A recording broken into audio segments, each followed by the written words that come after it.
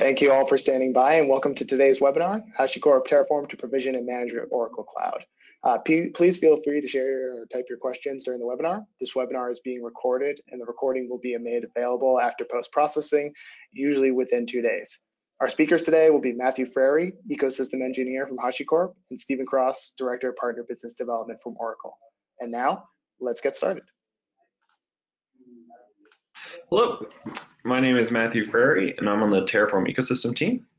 I just want to give a brief overview of Terraform and some of the challenges that it's trying to solve. So Terraform is an infrastructure management tool whose main goal is exactly what's on this slide. Any infrastructure, any application, anywhere. These are fairly broad statements, and I just want to talk about a few of the challenges that we have to overcome to make this happen. And so the first challenge is heterogeneity. And this boils down to how diverse the cloud provider space is. There are so many cloud options out there and each provides their own benefits. But as a cloud user, you have to decide which is best for you on top of learning their GUIs, provisioning styles, and best practices. This has a very steep learning curve and it only gets worse as you go to multiple clouds. The second challenge is scale. An operator has the ability to scale up and down their infrastructure to suit the needs of the business, but to do this in a repeatable and consistent manner can be a daunting and time-consuming task. And the last challenge I want to address is the ability to enable developers, and this is just looking to cut down the time between a developer requesting resources and receiving those resources. We also want to give them the tools they need to focus on the development work and not the infrastructure needed to do that work. So with those challenges in mind, let's jump into how Terraform manages these challenges, starting with heterogeneity. Terraform is aiming to give operators a single workflow to provision and manage their infrastructure no matter which cloud they're running on. If it has an API, Terraform can manage it. Right now, Terraform supports the majority of cloud offerings through open source Terraform providers. The last time I checked, there were about 75 providers that HashiCorp has an active hand in and about 30 that are community driven. These range from the more standard major cloud providers like the Oracle Cloud that we're talking about today, Alibaba, VMware, others, and then some that are not so much about provisioning infrastructure, but more about helping that infrastructure run, like Datadog and GitHub. Terraform also has a diverse and active community of over 1,000 contributors. This really makes the engine of Terraform run so smooth. Whether there are new features, issues, or cloud offerings, the community is always looking to expand our breadth in that cloud space. Also, if the resources providers aren't supporting exactly what you need, there's always the option to roll your own provider. And contribute that back to Terraform. We're actively working on releasing a guide to do just that with best practices and pitfalls you might hit. The other piece I'd like to hit on is the fact that Terraform allows you to safely provision and change infrastructure with confidence. By running Terraform plan against your configuration files, you can see exactly how Terraform will create, modify, or destroy your infrastructure down to the exact attributes that are forcing those changes. This plan can then be saved and executed in a following Terraform apply that will change your infrastructure as it said it would in the plan. Terraform also manages dependent resources for you. The operator doesn't have to do any manual work to say that two resources are linked or declare that those resources have to be provisioned in a specific order. Terraform does this and can even show you in a resource graphs how every resource is related.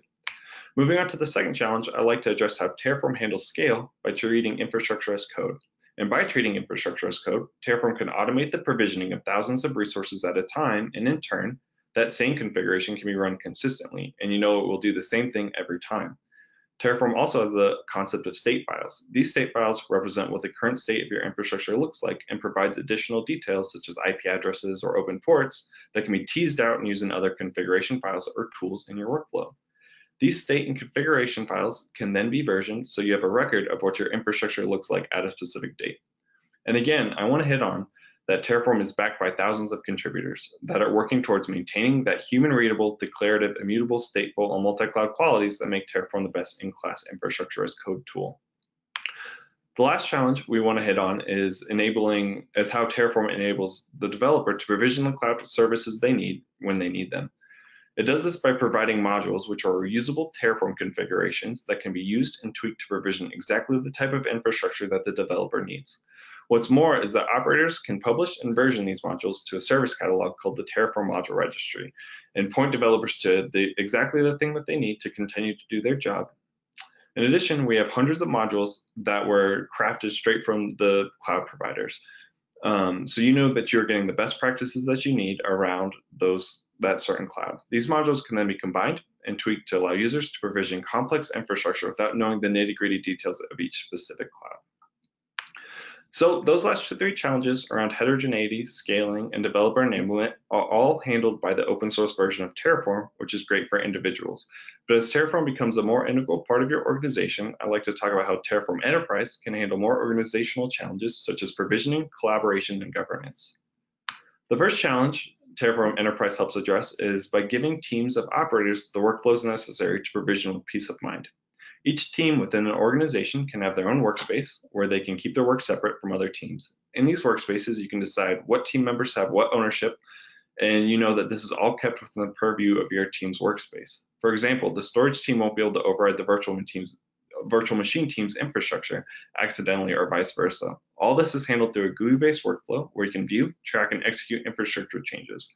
These configurations can also be put into modules, but if you don't want those modules to be made public. And this brings us to the second challenge around collaboration. There's a good chance that the modules you write will be useful across teams, but those modules could have company secrets or best practices specific to your company that you don't want made public.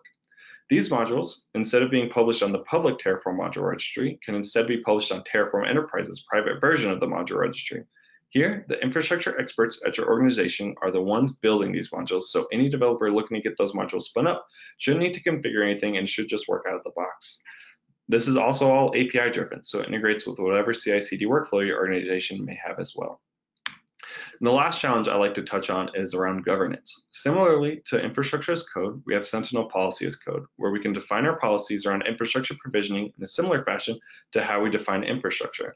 In this way, they can be checked into version control and embedded into whatever existing provisioning workflows you already have.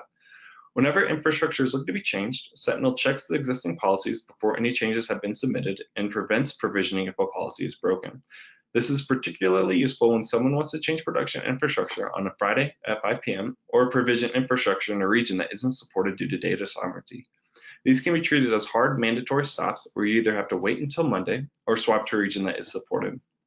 There are also soft mandatory stops where you can get approval to go ahead with those infrastructure changes by someone with that level of access. We don't want Sentinel to stop you from doing your job, but instead to promote best practices at your organization around infrastructure provisioning. Just to recap, organizations that are using Terraform Enterprise are aiming to make their operations teams more efficient. They're trying to enable the developers through self-service workflow, and as they continue to scale, they're trying to govern their workflow to enable best practices while provisioning their infrastructure. The last thing I'd like to touch on is the Terraform ecosystem. Terraform is split into two camps. Core, which is our version control system, such as GitHub and Bitbucket. And this is where we house our infrastructure as code, which allows us to version, validate, and store our Terraform files. On the other hand, we have the infrastructure providers that are managing the resources on specific clouds. Here, we have core partnerships with Oracle, GCP, Azure, Alibaba, Azure, AWS, and VMware, and more. There are also 70 plus other providers that we manage, and those can be found at terraform.io/docs/providers. This list is constantly growing, whether it be with new providers or enhancements to existing providers. So we know that we provide the most coverage across all cloud platforms. And with that, I'd like to pass over to Stephen to talk about the latest provider that manages Oracle Platform Cloud.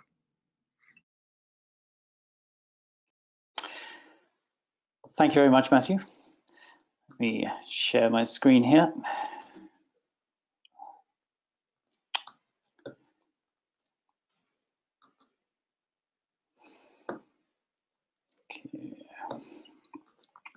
Okay, hopefully you can all see the slides here.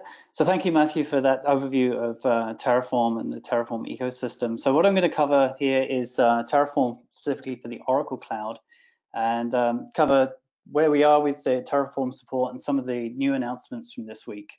Before I get started, I do just have to make a quick safe harbor statement that while most of the content I'm going to be talking about today is generally available, anything that is forward-looking or roadmap is at Oracle's discretion to change. And of course, I can't make any commitments or statements on behalf of HashiCorp. So Terraform for the Oracle Cloud Platform and Infrastructure. So today we have support for the Oracle Cloud Infrastructure components through the Oracle providers that are made available. The Oracle Cloud Infrastructure Classic provider, which has been available for quite some time, fully supports the Oracle Classic Infrastructure components and Cloud at Customer, as well as the Oracle Cloud Infrastructure provider, OCI provider, which is fully supported by Oracle today, And I'll touch a little bit more on the roadmap later about how we're bringing that into the certified Terraform ecosystem. But this week, we're also happy to announce the addition of the Oracle Cloud Platform provider. So really leveraging the value of Terraform's modular approach to providers to construct out different providers, support different Oracle components. The Oracle Cloud Platform provider adds additional resource support for the Oracle Database Cloud Service, Oracle Java Cloud Service. And again, from a roadmap point of view, you're going to see additional incremental capabilities and announcements coming out over time to support additional services within the Oracle Cloud Platform. What is the Oracle Platform Services? Well, Oracle PaaS is a comprehensive set of capabilities that encompasses a number of key areas, including data management components with the Oracle Database Cloud Service, MySQL Cloud, and others. The application development supporting cloud services, Java Cloud being a predominant one, as well as the application cloud, messaging cloud, and more. Integration capabilities, business intelligence, and other services not listed here for identity management, infrastructure management, and more. Let's look a little bit more at the Oracle Database Cloud Service and how the new Oracle Platform provider is able to support provisioning of database cloud services onto the Oracle Cloud.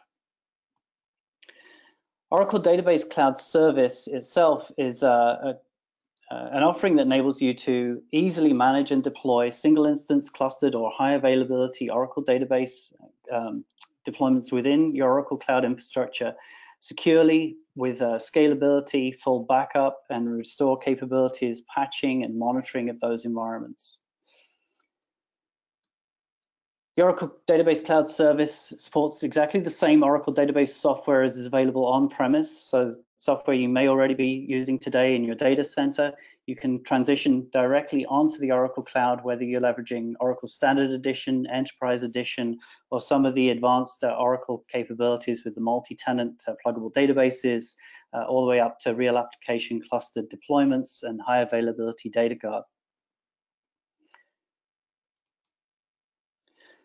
So when you provision an Oracle Database Cloud Service, what do you get under the covers? Well, whether you're provisioning from Terraform through the Oracle Cloud Console or through other tooling supporting Database Cloud, the request for an instance will automatically cover all of the underlying resource provisioning that you need, including allocating the required compute, storage, provisioning the OS, setting up the access, configuring and installing the database software and database instance configuration, setting up your backups, additional tooling, and configuring access for applications and users to that environment. By provisioning the database,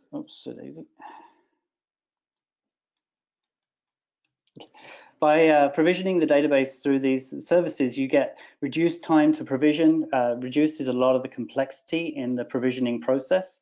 It can standardize your deployment across all the instances you need to configure.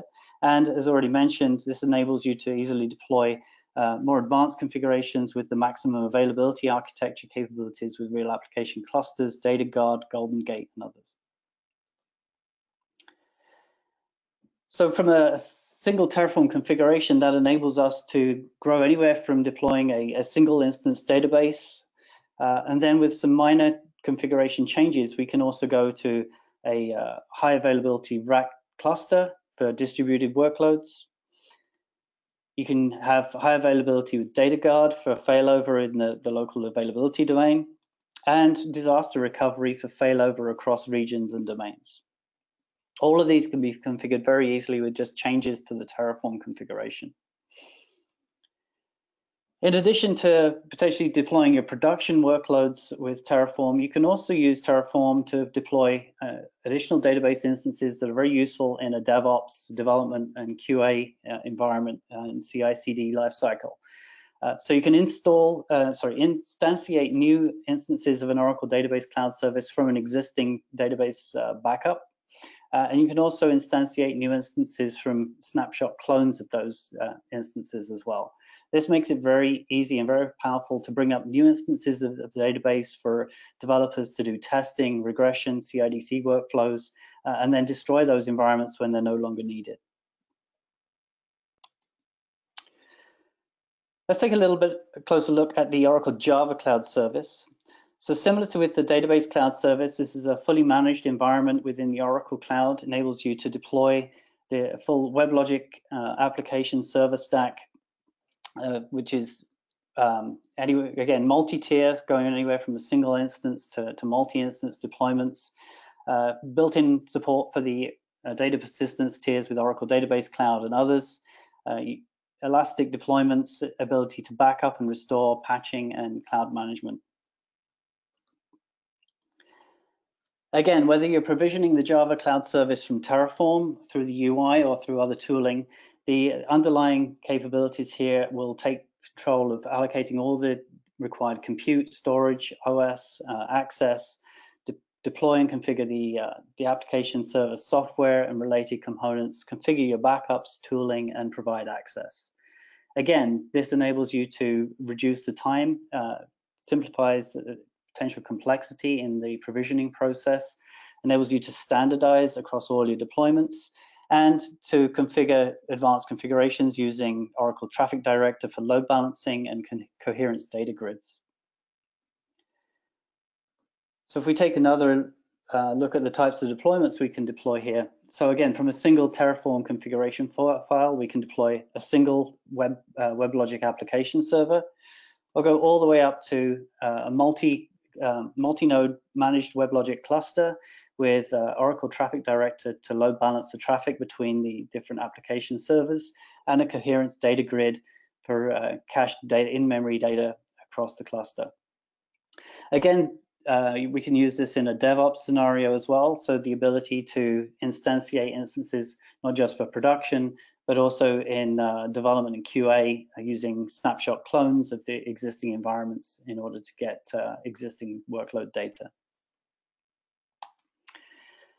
And then finally, the real power of Terraform across all of this is the ability to combine not just the platform services together, but use those in conjunction with the Oracle Cloud Infrastructure and Infrastructure Classic compute networking and storage resources, as well as other services supported by Terraform, as Matthew mentioned, to pull together a single configuration that manages the full multi-service deployment of all dependent resources.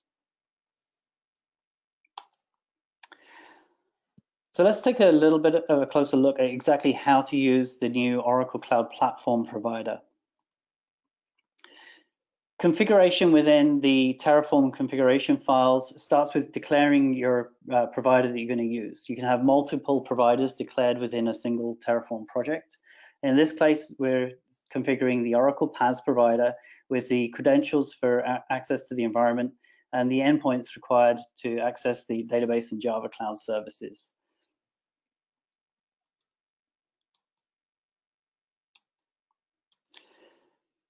Next, we'll declare a database instance. So using the database service instance resource, we provide some details around what this instance is, how we're going to provision it into the Oracle Cloud. So in this case, an enterprise edition of 12GR2 using an hourly subscription and declaring the shape size for this instance. We can configure our access keys to get access to the provisioned underlying VM after it's deployed.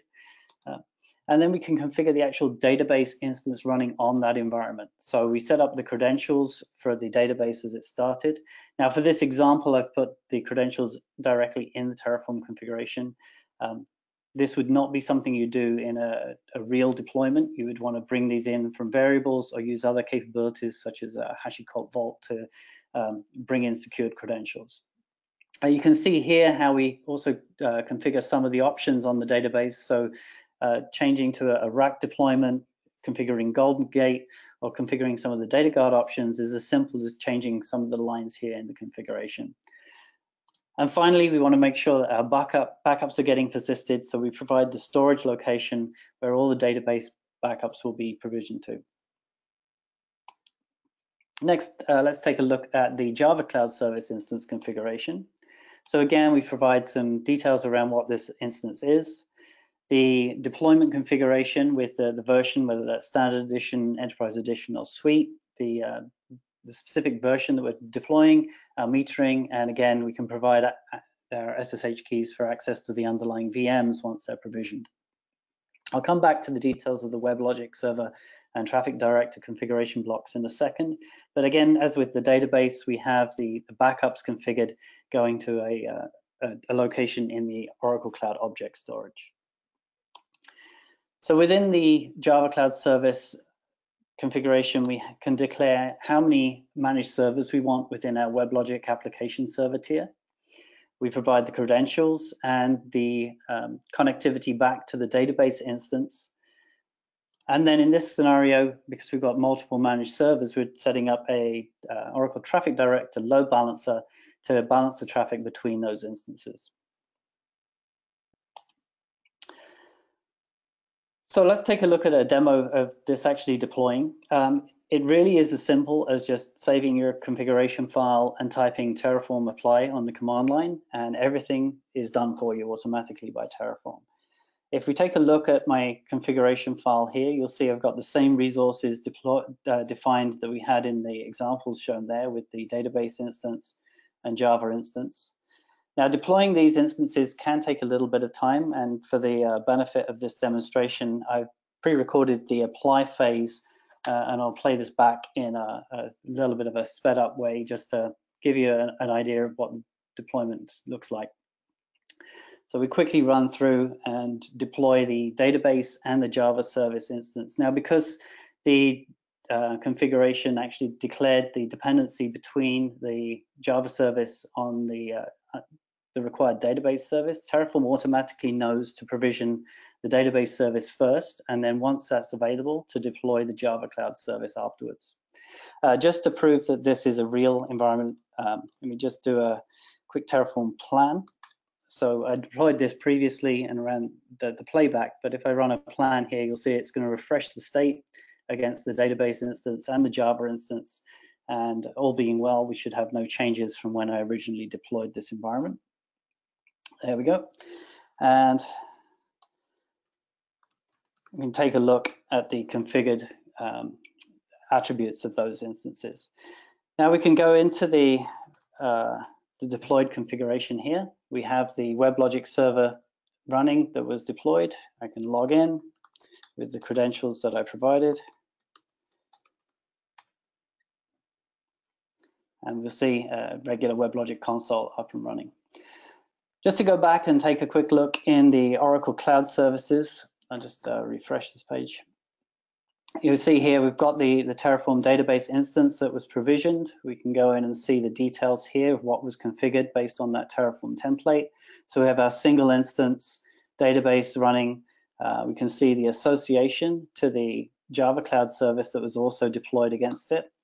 And go into the Java Cloud Service.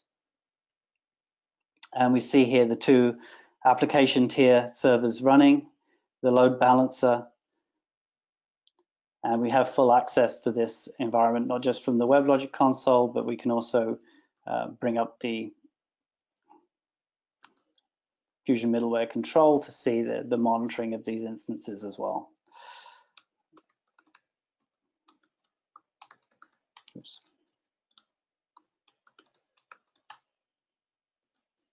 Oops. Remember the password. There we go.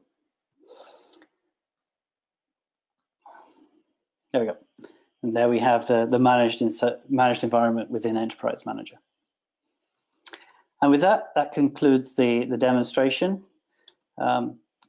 Just to finish up my section here, I just want to talk a little bit on the roadmap on how Oracle and HashiCorp are working together to continue to evolve and develop Oracle Cloud support within the HashiCorp ecosystem.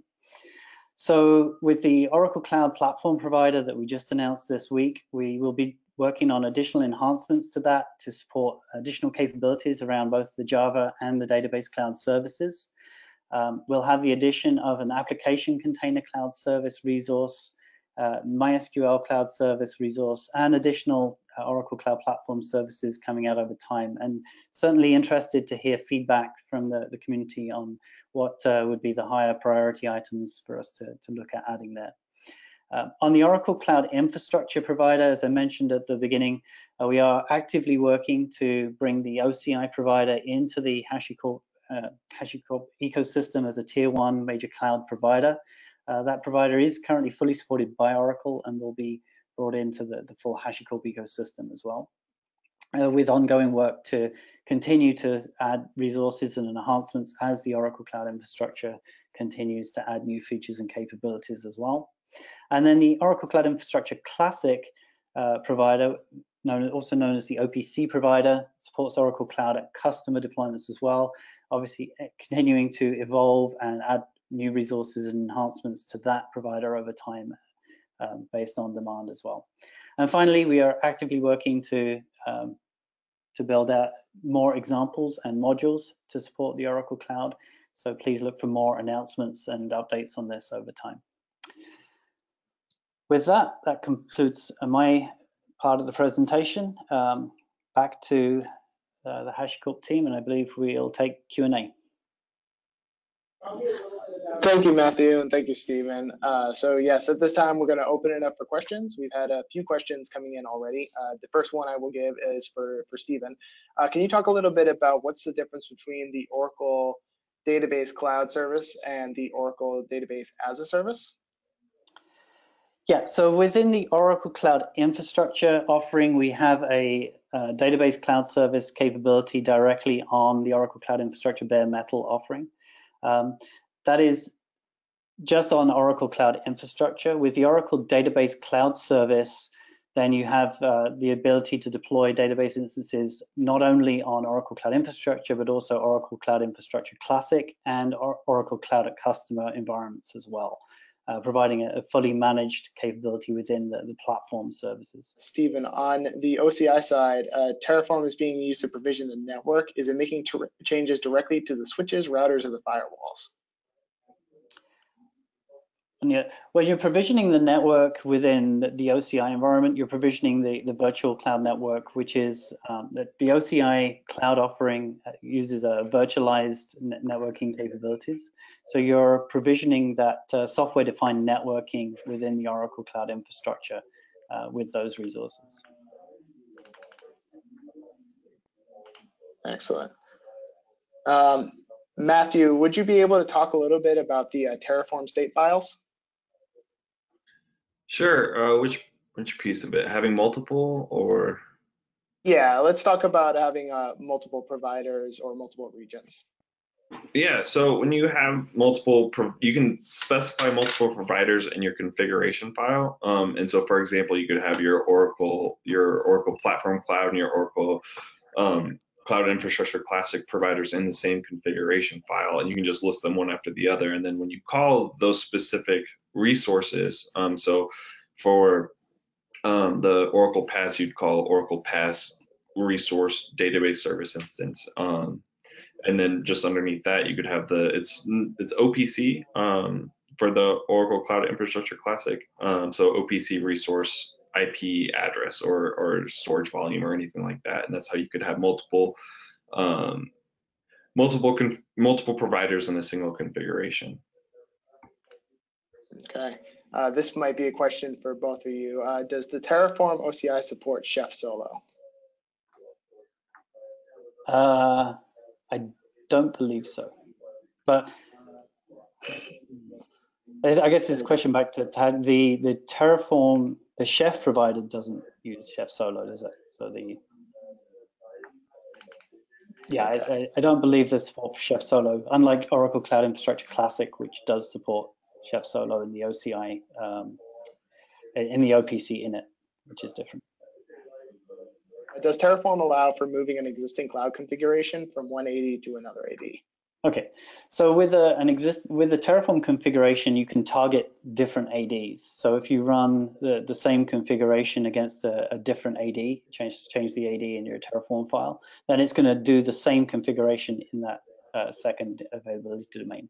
If you are trying to migrate from one AD to another, then that's not necessarily going to give you exactly what you wanted. If you just change your Terraform configuration, it will destroy all the instances in the original availability domain and recreate them in the second availability domain. So if you are worried about the persistence of any information that was in that original deployment, then you need to take a different approach to maybe bring up the second domain and then do a migration of any data between them. Now, if you've got database instances, that could be by saving the backups and then reinstantiating from backup.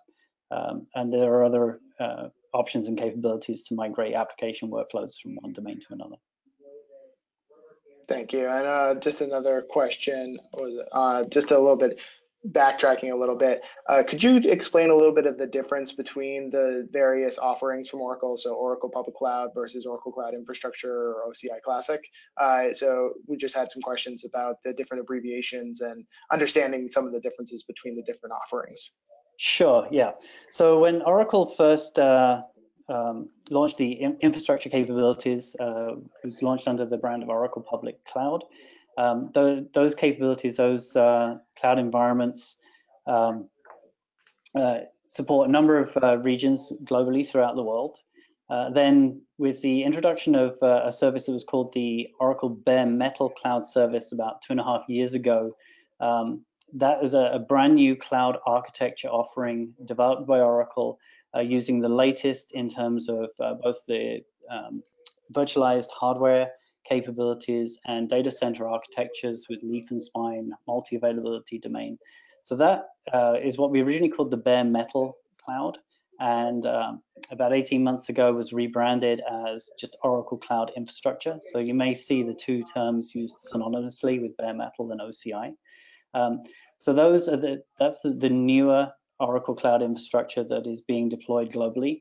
Meanwhile, the original deployments, the Oracle Public Cloud, as it was called, now called Oracle Cloud Infrastructure Classic, continues to be a fully supported capability and is the underlying technology used for the Oracle Cloud at Customer that enables you to deploy Oracle Cloud within your data center as a fully managed cloud environment connected to the public cloud.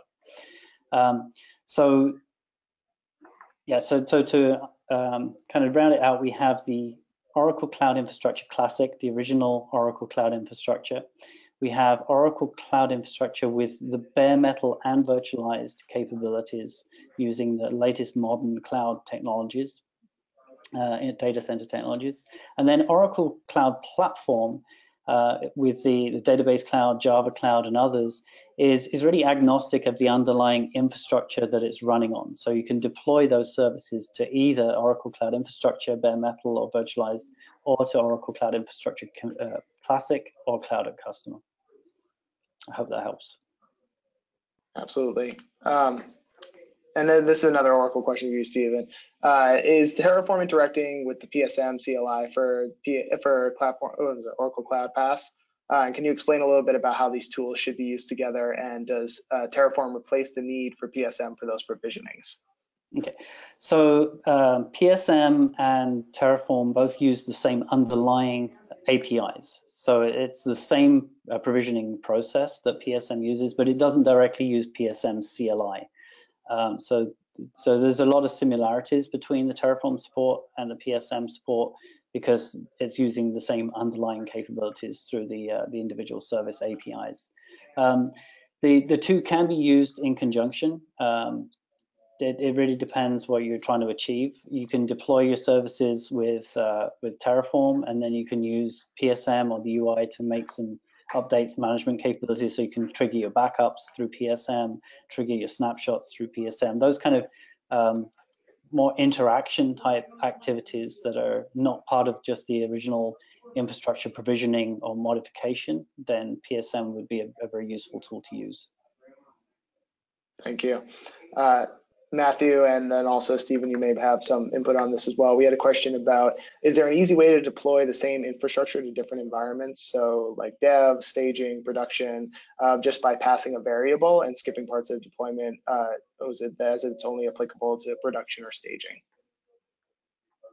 Yeah, so You can do this, but it's not a best practice. It's really risky to do such a thing, especially if you're keeping the state files within the same kind of folder structure in the same directory.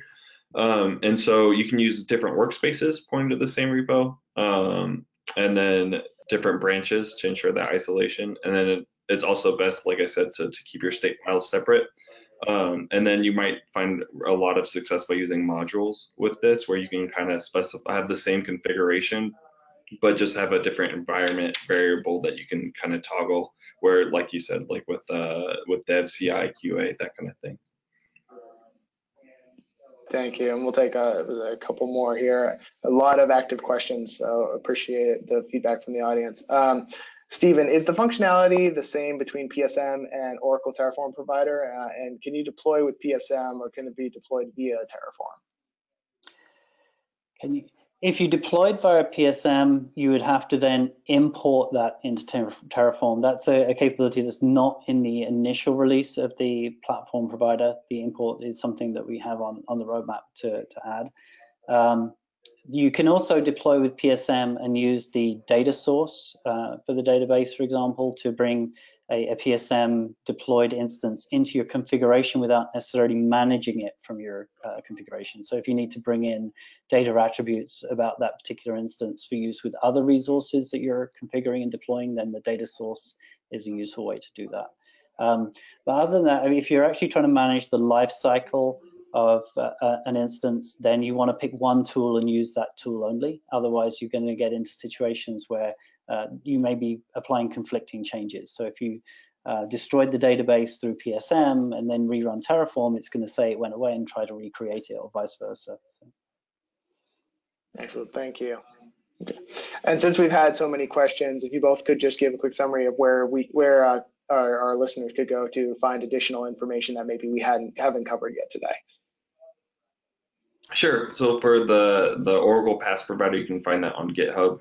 So any issues that you have, or any feedback, you can post through the issues through GitHub, so we can kind of take that information and fix whatever issues you have, or kind of help you, guide you through the use of the provider.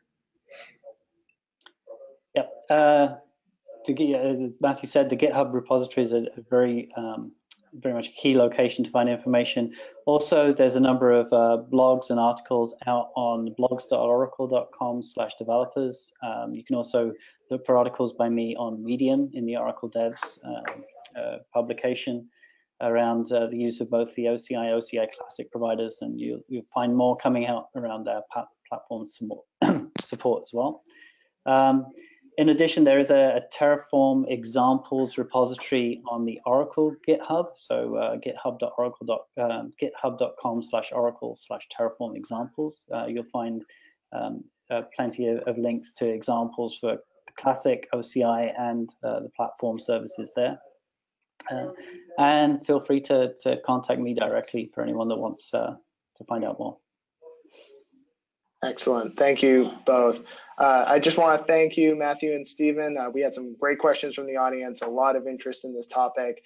I do hope that everybody enjoyed today's webinar and have a better understanding of how Terraform and Oracle Cloud work together. As you can see, there's a large roadmap of cooperation between the two companies. I want to thank you both. Thank you all for joining, and I want to give a big thank you to Matthew and Stephen for their time today. I also wanted to mention that HashiCorp is hiring. So if you like what you heard today, please take a look at our jobs page, hashicorp.com/jobs, and see if there might be a fit for you. And finally, as we mentioned at the beginning of this webinar, it was recorded, and we will be making a recording available on our website after post-processing, typically within 1 to 2 days. And I will send an email for everyone who registered with a recording link. You can also keep your eyes out on Twitter, where the recording link will be made available as well. And I wanted to say that everybody have a great day. Goodbye, everyone.